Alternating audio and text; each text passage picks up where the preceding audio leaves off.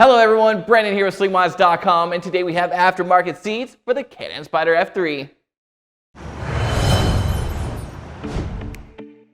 What connects you and your passenger to your bike is literally your seat. It's one of the most important upgrades you could make to your Spyder if you plan on doing any type of serious riding, whether it be ripping through the canyons or driving cross country.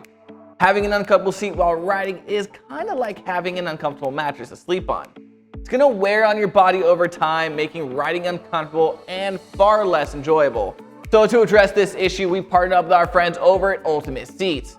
Now these guys have been making custom seats for the Spyder since the very beginning, and their seats offer a number of benefits compared to the stock seats.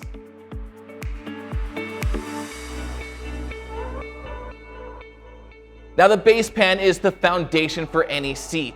The stock seat uses a flexible ABS plastic, while the Ultimate Seats uses an injection molded foam reinforced fiberglass base so that the seat base doesn't flex under spirited riding.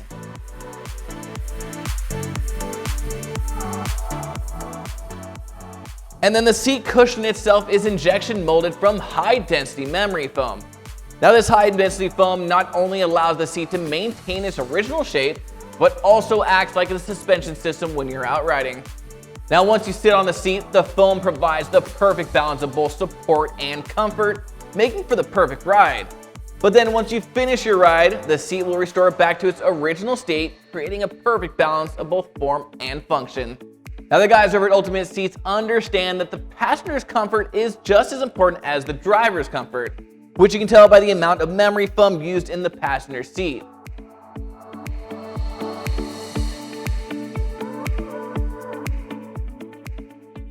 Each seat is hand-stitched and made to order with premium marine-grade vinyl. Now we have several different vinyl color options on our website, which will allow you to choose the seats that perfectly complement the color scheme of your Spyder.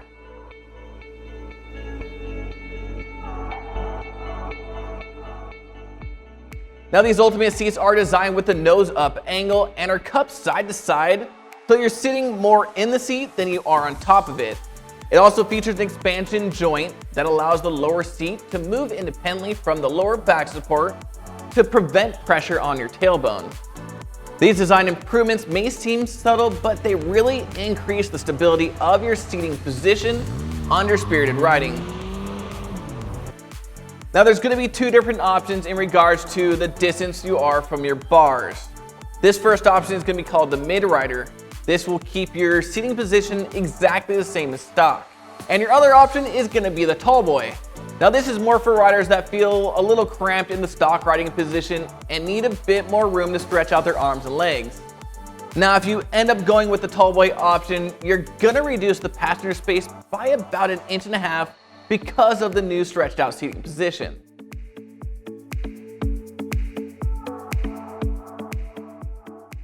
Now, if you've ridden your Spyder F3 for any respectable amount of time, you'll know that the lower back support is an absolute must, which is why we also have this optional driver backrest that allows for 2 or more inches of horizontal adjustment, as well as a pivoting angle that allows you to fine-tune the back support pad where you want it.